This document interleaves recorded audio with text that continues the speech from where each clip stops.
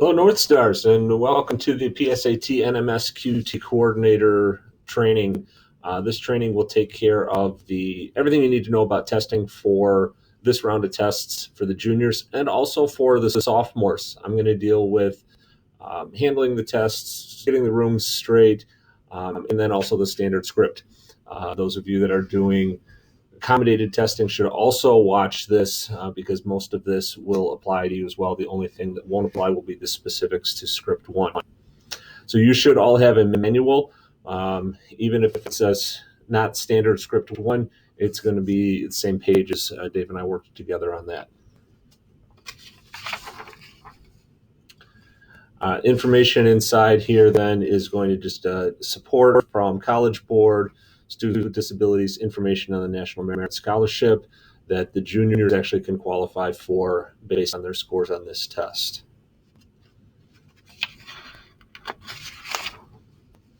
All right, part 2 is broken into 2 parts. I didn't give you part 1 because that's all for me, is for the proctors and monitors. So that's you. As you can see at the top here, you're going to pick up your materials in the small gym between 6:45 and 7:10 a.m., just like we've done the past couple of tests. That seems to have worked very smoothly. Prior to test day, it's important that you do participate in the training that you're doing now and make sure you read this section. These are your responsibilities on test day. Make sure you read this and you're familiar with it. And it is, as always, very important that we have uniform conditions within all of the classrooms on test day.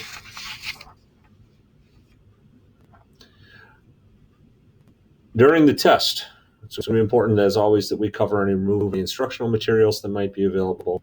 Make sure that the clock is working and visible by all students. You're going to have a packet of testing materials. Within that, you will have 2 room rosters. Please, on those, mark in the appropriate columns, A for absent, P for present. And then there's another column for either ID, if the student shows their ID, or an R if you recognize them. For the juniors, if they don't have this, we'll need to find the hallway supervisor or someone else that might be able to recognize the student if they don't have their ID. You'll have a copy of the NAR if there's a student with any type of accommodation in a room. You'll have school information in there, and testing room code. We do use testing room codes. You'll have test books. Unlike the SAT, these do not have serial numbers on it, so you don't have to worry about that piece of information. You'll have answer sheets, and they are pre-labeled this time, which makes our lives a lot easier. You'll find that out in the script in a little bit. And some number 2 pencils. You will not have irregularity reports. We're only given a few of those. I'm not sure why they put in here that you will. But if there's any type of a question, you can see me, and we'll work through those, and I've got copies. There are 3 different times when you need to count your test books. When you pick them up in the small gym, before you distribute them, and then after you collect everything back to make sure all the numbers match. If you're missing any materials, there's your instructions here. Basically, you're going to need to see me or Annette, and we'll take care of you on that. Information you need to post on the board. This is also going to be on your cover sheet, but you need to put the test date, our school code, the address for the school, and the testing room code on the board. Optional codes we will have. These are going to be based on students' English classes and the period that they have that. What this does is it helps us sort the tests when they're returned, the results. That way they're already sorted by English class and helps us get them back easier. All right, admitting the students to the room. As I said, you need to see an ID. You're going to mark the roster either P, ID, whatever it might be for that student. All right, if a student is not on your roster, do not accept them into the room. They are on a roster somewhere else, and you can send them to a hall monitor who will have a master list of where all the students should be. If we can't find a student anywhere, send them down to the gym or find an administrator. We'll figure out where they need to be. In terms of collecting belongings and cell phones, we'll do like we've done the first 2 tests. We're not collecting bags. Students shouldn't have bags, but we are collecting cell phones as they come in. We'll have bags and a box lid again provided for you, so the students can slide their phone into a baggie along with their ID, put it in the box lid, and they can sit there throughout the entire test. They do need to sit there until you have collected everything back and you've verified all of the counts. Only then can you give the cell phones back. And hopefully you'll have time at the end of the period that you'll be able to give those back, and they can sit and I don't know, post stuff to the gram.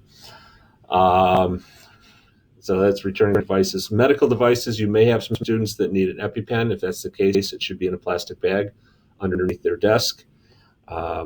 Seating students, as always, we don't allow students to seat themselves. We're going to provide you with the cards again so that you can assign seats either randomly or by your choice, but again, not to let the students do that.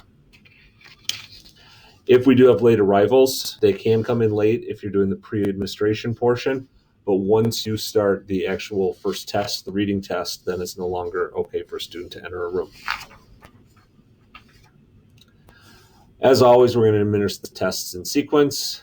We're going to read stuff exactly as it's written. We're going to maintain security. We're going to watch irregularities, and you are going to complete the seating chart, which will be in the box for you. Timing, it's very important that we allow all time to run out.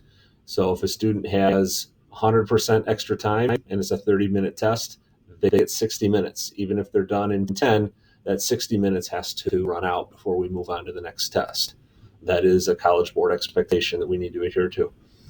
All right, you're going to record start and stop times. You're going to announce the times, the appropriate spot. All right, during the testing, you're going to remain vigilant. Don't do anything that's not related to testing. Yes, I know you're going to be able to check email because that's how I'm going to communicate with you during the day. Emails are good. Texts are also good. I'll make sure I share my phone number and Dave's phone number with you so you can text us if there's any issues or questions. All right, make sure students don't use prohibited devices during the test at the wrong time or during breaks. During breaks, we need to make sure you monitor the materials, make sure the students don't have access to them, they don't access their bags or anything that they may have brought with them. The break needs to stay in the classroom.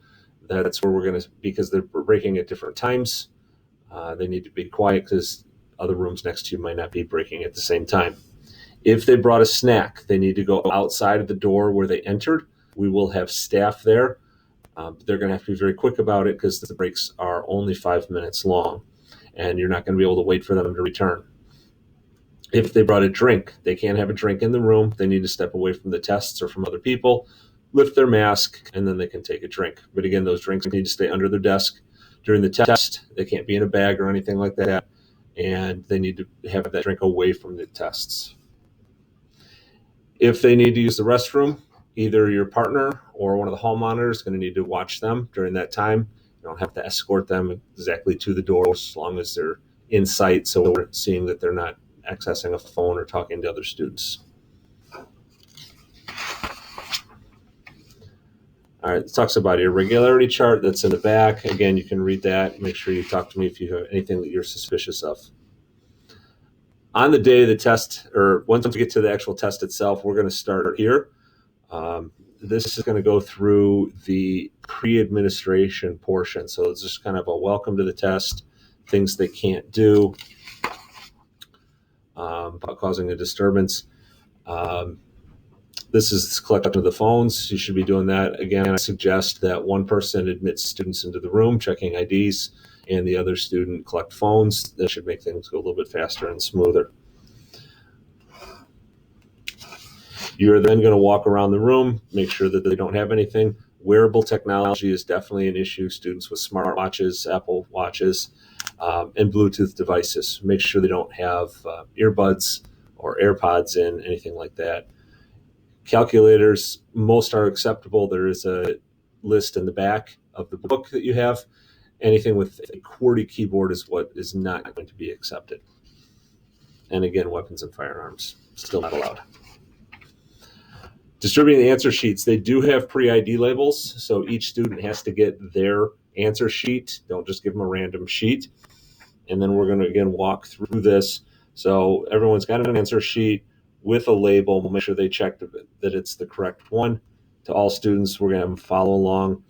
They should leave fields blank if you don't read it to them. For example, field number 1 is on the label, and so there's no need for them to put their name because that's on the label. They should just leave it blank. That way we avoid any inconsistencies or changes that a student might make. Field 2, they do complete.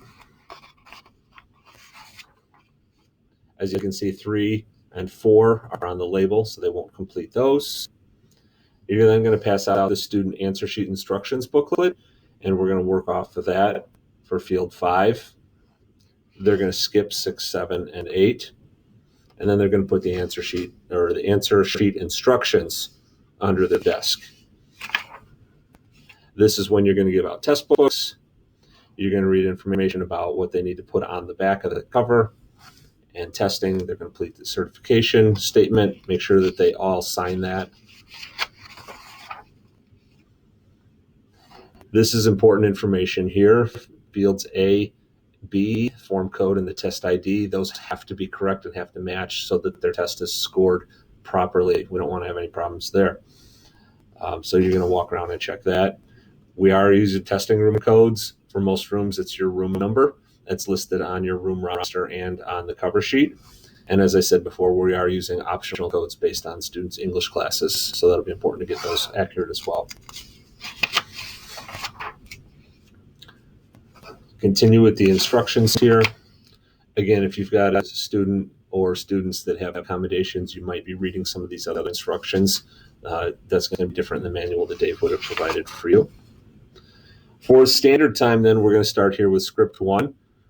Even if you have an accommodation, you're going to do a different script. Most of this is going to be the same, though. You're going to read through the script in the gray boxes. You're going to record the start and stop times in the manual because you're going to turn the manual in at the end, and we keep these in case there's any discretion. During the test, you're going to complete a seating chart with the students' names on it because there's not serial numbers for this one. We'll go into the reading test. Got a 5-minute break. Go to the writing and language test. Again, record start and stop times. Walk around the room, make sure they're on the correct section. That's always an important thing to do. We go into the math no calculator. Math test with the calculator after another 5-minute break. And then we finish. At that point, then we're going to go to page 106. We'll actually make a skip there. Skip those pages for you. We got some more information to fill out. Some of the pre-administration we'll do after the test here. You're going to double check, though, again, the form code and the test ID. Make sure that those are completed. And you're going to collect the test books at this point. And then we're going to move on to complete the answer sheet. So they're going to pull back out the student answer sheet instructions from under their desk. And at this point, then, they are going to complete fields 9 through 13, which is their address. We already have IDs embedded into the barcode on the label, so they do not need to complete field 14. They will complete fields 15 through 23 following these instructions here and here. The field 23 is their email address. It is best if they use a personal email address. That way they'll be able to continue to use that even after they graduate if they need to continue to communicate with College Board. All right, and then you're going to get to the dismissal. And for standard rooms, we are not going to dismiss until 11:45. So even if you get done early, that's okay. Just keep the students in the room until 11:45. Buses will depart at 12. The timing code that's been provided for you is a guideline. I think we said we'll start at 8:05. If you're ready to go at 7:55, go ahead and start at 7:55. That'll allow you more time between tests and at the end to get everything right. All right. When you're done, make sure your seating chart is correct. Make sure your room roster, as well as these other things. You're going to return materials back to the small gym. I'll be down there waiting for you. This is a nice sheet overview of timing and breaks. Standard is here, but if you're using the other scripts, there's a good breakdown here of what you should be doing. This will help you as well in terms of start and stop times. As I said, there's a list of acceptable calculators and then the irregularity chart information. There's several pages of this to help you in terms of navigating through any problem. And the seating chart example in your manual, you complete that like it shows here with initials. That would be sufficient, but I'd prefer if you could actually even put last names in here and fill that out. You don't need to worry about this section as well. So that takes us to the end of the training. If there's any questions, I'll be available online as you can see in the email following that link. And Dave will also be available if you have accommodated questions. Thank you.